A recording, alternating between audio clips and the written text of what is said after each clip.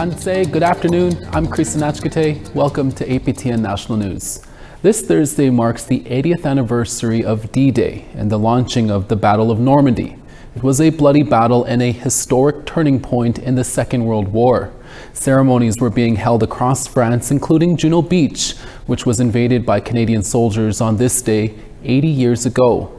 Here's Dennis Ward with more. The morning ceremony started with a jump by the Canadian Armed Forces parachute team, the Skyhawks.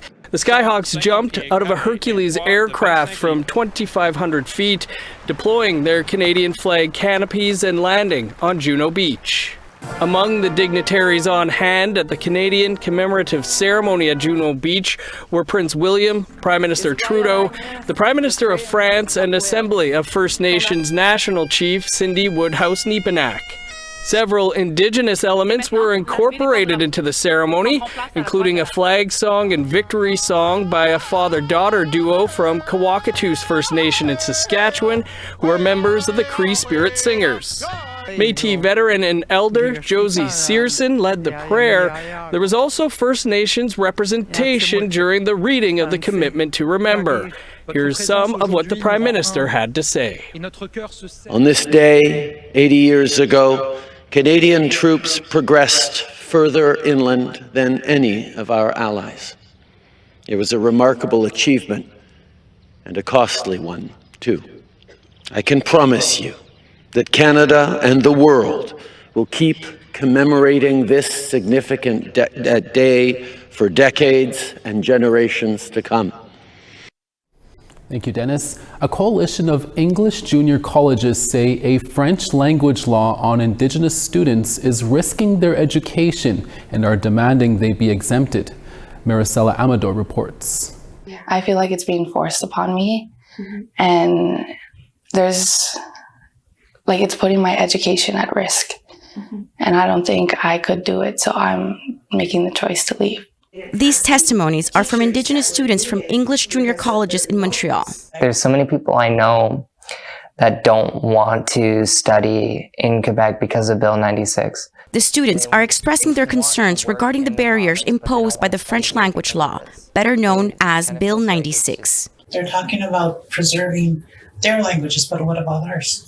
It is part of a campaign launched by Quebec's 5 English colleges, which includes an open letter calling on the province to find solutions that will mitigate the impacts of the law. It is a last resort by the colleges. Now I have to respect their language when they never respected mine. Kim Martin is the Dean of Indigenous Education at John Abbott College. Give Indigenous students a complete exemption from the 3 additional courses as well as the exam, and recognize the fact that our students have suffered such inequality for so long in the education system that we cannot be expected to adhere to this law. In the letter, the colleges say the law creates multiple systemic and discriminatory obstacles while discouraging students from learning Indigenous languages. There needs to be better communication, there needs to be better partnership, and there needs to be a better understanding of this government on what are the actual realities in not just French Indigenous communities, but English Indigenous communities also. Students must meet eligibility criteria in order to be exempted from the French exit exam, required to graduate. But according to Martin, many don't even qualify because they lived off reserve during their studies. Moreover, the exemption is not even part of the law. The ultimate response is for the government to sit down with Indigenous communities, Indigenous nations, and address the outstanding issues related to Law 14 or Bill 96. That's our prime objective here. The colleges fear these requirements will discourage students from continuing post-secondary education in Quebec. Joandino Canadian is the coordinator of the First People Center at Dawson College. I think the students are feeling really anxious, concerned, and unsure about their future here or in CEGEP in general. However, the province responded by saying they will not be expanding any exemptions. On est toujours en train de se buter à un mur. Ghislain Picard, who heads the Assembly of First Nations Quebec and Labrador, or AFNQL, said the law is a total disrespect to Indigenous people. We have our students from our different nations they're the ones that should be, speaking to this and also contributing to the political process at their own local levels, but as well at the regional level. Last year, the AFNQL and the First Nation Education Council applied for a judicial review to challenge Bill 96. Maricela Amador, APTN National News, Montreal. After taking 5 years, the Algonquin Anishinaabe Nation is going to be part of an Indigenous Peoples Center in downtown Ottawa.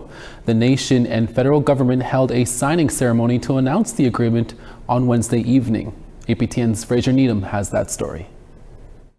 In the summer of 2019, Verna Paulson went more than a week without food or water to protest the fact the Algonquin Nation had been left out of a new Indigenous Peoples space in Ottawa's parliamentary precinct. This is what the former Grand Chief of the Algonquin Anishinaabe Tribal Council had to say this week. It's about time. Actually, when I got the text from the ANTC, I was not surprised, but at the same time, it's about time that we actually going to have our dedicated space here in the national capital city on our unceded territory of the Algonquin Anishinaabe Nation. In 2017, Prime Minister Justin Trudeau announced the former U.S. Embassy building at 100 Wellington would become a designated Indigenous space for the Assembly of First Nations, Métis National Council, and Inuit Tapiriit Kanatami. But the building is on unceded Algonquin territory, and some communities were upset at the lack of inclusion. Crown Indigenous Relations Minister Gary Anasandagri was unable to say why the Algonquins were initially left out or why it took 5 years to reach an agreement. But he did say it is time to move forward. It's a reminder to us that, Canada needs to listen, right? Canada needs to be in tune and attentive to its failures, really, and to make sure that this, that there are no oversights such as this going forward. We do have a brilliant space, probably one of the most coveted space in the capital, to showcase and to celebrate the Algonquin people. As part of the new agreement, the Algonquins have been given a vacant lot adjacent to the centre to build a structure of their liking. Current Tribal Council Grand Chief Savannah McGregor says it will take time to determine what this structure will be. Well, we're going to communicate and go and do vision and exercise with all 11 of our communities of the Algonquin Nation, and really they're going to be they want to see what will be in the infill space. So as I said earlier, we're just as curious as you are, but we're doing this wholeheartedly with all of our membership. For her part, Paulson says she has no regrets about staging the hunger strike and would do it again. So that's the kind of leader I was, and I'd never change. I would never change what I've did. But would I do it again? Absolutely, in a heartbeat. I may not be in a leadership role, but I'm always there for our people, regardless of leadership seat or not. Fraser Needham, APTN National News, Ottawa. Thank you, Fraser. We're always looking for your feedback or story ideas. Here's how you can continue the conversation. If you have a story you want to share, send us an email to news@aptn.ca. To read and watch our stories, go to aptnnews.ca.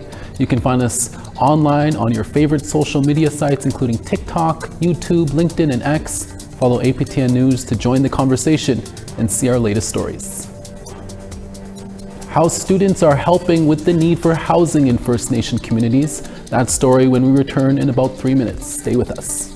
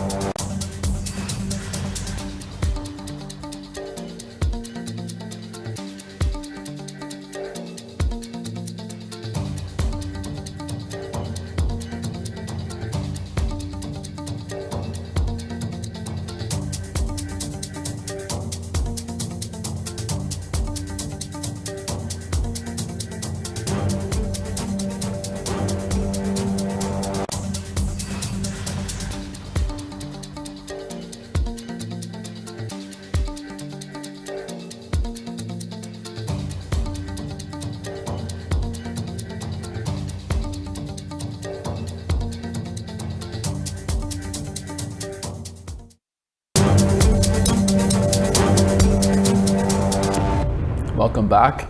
High school students from the Peel District School Board in Brampton, Ontario are putting their skills they've learned to good use to help address the housing shortage in First Nation communities. Here's Annette Francis with that story.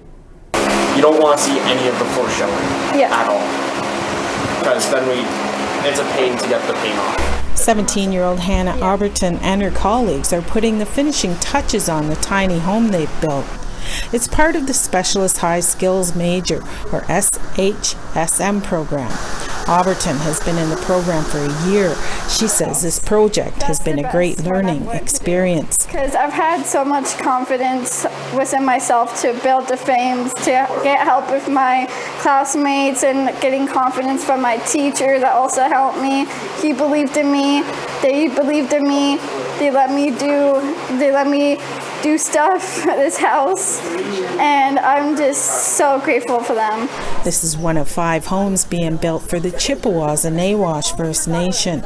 It's the result of a partnership between the Habitat for Humanity Halton, Mississauga and the Peel District School Board. According to Statistics Canada, the housing shortfall in First Nations communities means 1 in 5 First Nations people live in overcrowded homes. Peter Oliveira says over the past 3 years, his organization has collaborated with 3 different First Nation communities, and all have used their units differently. So we've seen them use them for health services, mental health and addiction services, transitional housing, and short-term housing uses. And the units that we're designing and building are very flexible to the community's needs. So we're trying to develop units that are easy to build so that students can understand them, but then easy to use for the end users. According to teacher Will Patterson, the hands-on course is a popular choice with students from his school, Brampton Centennial, and Judith Nyman Secondary. A lot of them have an interest in the skilled trades, but they don't know exactly where to take that. And so this gives them an opportunity to experience the skilled trades at different levels. When you build a house, you're involved in many different trades. And so it gives them that exposure. It gives them a real sense of pride, particularly when the home gets shipped off to its community. For Alberton, whose mom is from Moose Deer Point First Nation, it's surely something to be proud about. This to happen, it's honestly amazing. This home will be delivered to the Chippewas and Nawash sometime over the summer months. Annette Francis, APTN National News, Brampton, Ontario. Thank you, Annette. About 100 Edmonton Oilers fans gathered at a rally hosted by superfan Magoo in Edmonton on Wednesday evening to celebrate the team reaching the Stanley Cup Finals against the Florida Panthers. APTN's Chris Stewart was there and took in the festivities. Let's go Oilers! Let's go Oilers! The Belmont Sobeys in Edmonton's Ward Dene hosted a loud and family-friendly Oilers rally organized by superfan Magoo. After starting the NHL season with a poor record, a coaching change now has the team within the reach of the Stanley Cup.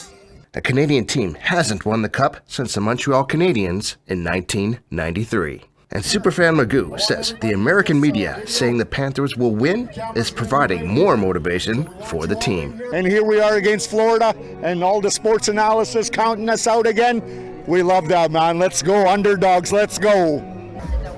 Free hot dogs, pop, and chocolate bars had a huge lineup. DJs and 3D scanning of fans helped make the event special.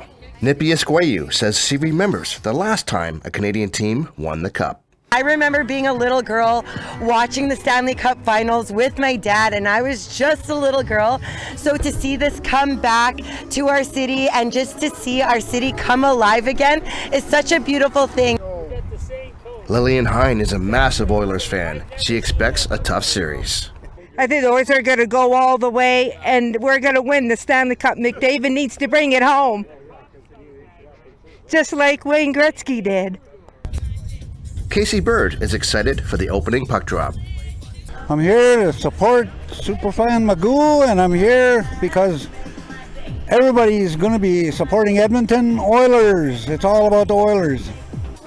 Superfan Magoo doesn't do game predictions, but had a thought on the most valuable player race.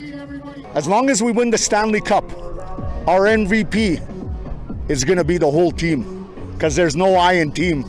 But if Skinner keeps playing the way he does and he wins the cup for us, there'll be 3 players that have a shot at it: McDavid, Draisaitl, or Skinner.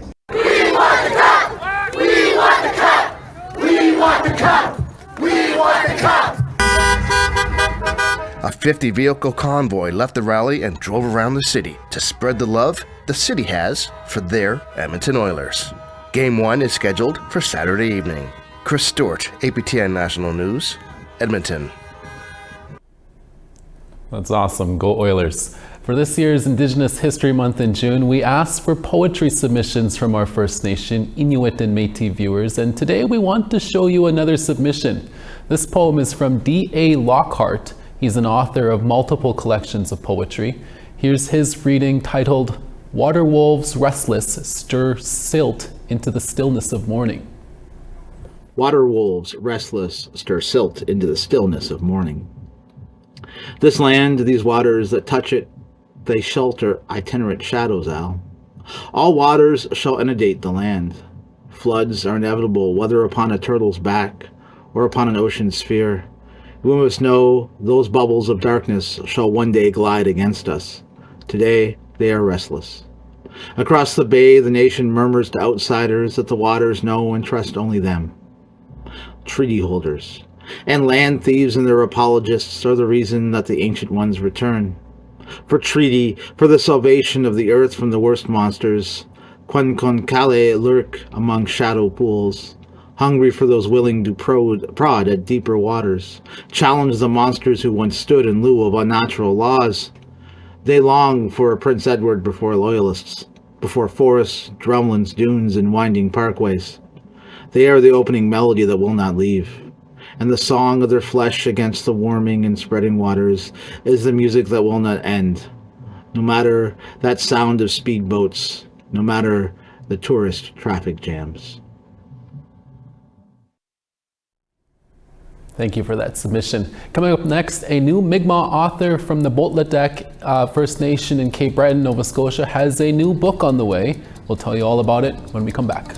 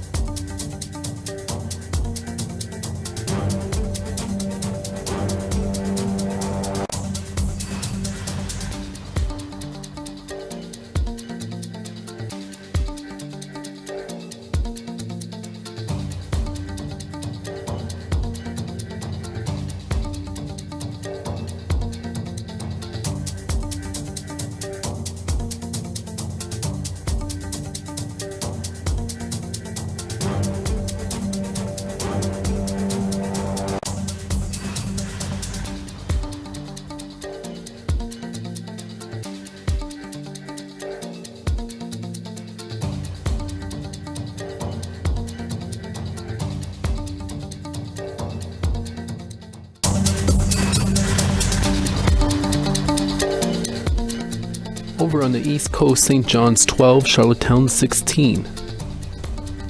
Nujuak 12 with sun, Nain 7. Val d'Or 17, St. Jovite 18 with sun. Peterborough 18 with clouds, Toronto 19. Sioux Lookout 11, Timmins 24. Puckatawagan 8 with rain, Thompson 6. Winnipeg 18 sunny, Barons River sunny as well 13. Swift Current 14 with sun, Yorkton 17 with sun. La Ronge 5, Stony Rapids 4 with a little bit of rain. Fort Chipewyan 2 with rain, Fort McMurray 0 with snow. Lethbridge 25 with rain, Red Deer 13 with sun. Tofino 14, Vancouver 10 with sun. Smithers 6 with sun, Fort Nelson partly cloudy 15. Beaver Creek 14, Mayo 9. Fort Simpson 7, Watee 5 with sun. Fort McPherson 11, Inuvik 14. Baker Lake 7, Chesterfield 2. Iqaluit 2, Igloolik -1. A new novel called Your Tears Are Not Enough follows 3 missing and murdered Indigenous women and girls fictional characters, the police investigation, and closure of the cases in Ceremony and Healing. Written by Mi'kmaq author Tanya Johnson, who was a support person at the MMIWG testimonies in Sydney, Nova Scotia in 2019. She says she was inspired by spirit to write the book. The novel will be published in a couple of weeks, and there's already talks of a documentary series from it. I spoke with Tanya earlier. Welcome, Tanya. This is not your first book. You have already written a children's book. What led you to writing this one about MMIWG?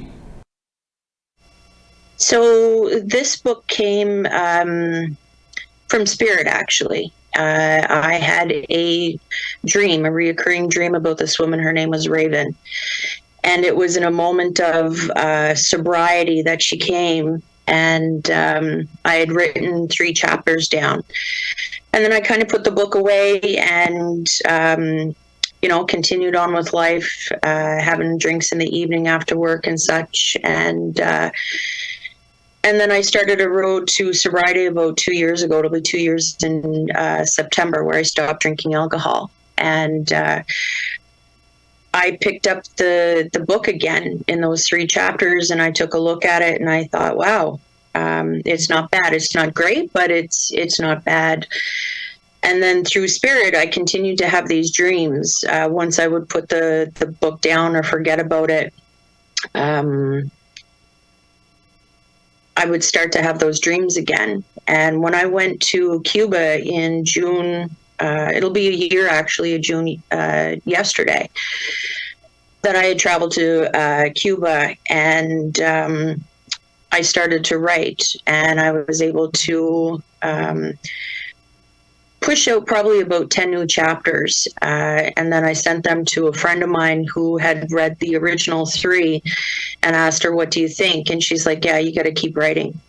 Well, congratulations on your sobriety. It seems like you were meant to do this. What do you hope readers learn from this book? Many things is what I hope that readers will learn from this. Is one, that our Indigenous people are not garbage, and we can't be tossed away. And the work that needs to be done in Canada and Turtle Island, we have a lot of work to do.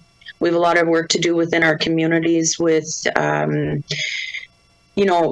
facing our addictions, facing sobriety, and looking at the issues that lead our people down these roads, that put them in situations that are of no fault from their own, but 500 years plus of colonialism that has brought us to where our people are now. And the title of the book is Your Tears Are Not Enough. And that came to me later on after the 215 had come out, because what we do as society is we cry and we scream and we holler and we say, we're not going to do this and we're not going to deal with this anymore. And then we stop. So tears aren't enough. We need action. We need to do the work and we need to work collectively.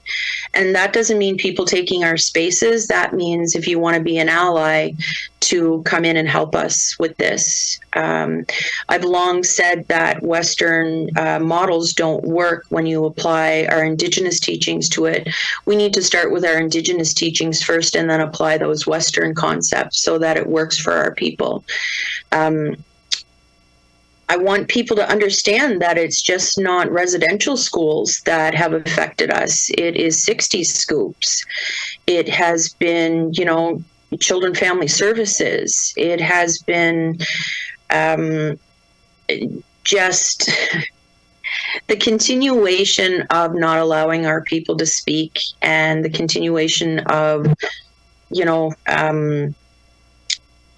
just to help us. Read this book and understand that there's so much more. And I'm not going to lie, the book is triggering. I had people, over 15 people from coast to coast to coast that read this book while I was away, and they would get it as the chapters unfolded. Well, we'll have to leave it there, Tanya. I thank you so much for talking to us today about your new book and the work of also that there's going to be a film down the road with this book as well. We're very happy about that. Thank you for talking to us today. Thank you. Have a great day. And that's your midday newscast for June 7th. Happy Friday, everyone. Dennis Ward will be back again for your afternoon newscasts. From everyone here at APTN National News in Winnipeg, hi miigwech, masicho. Thank you for watching.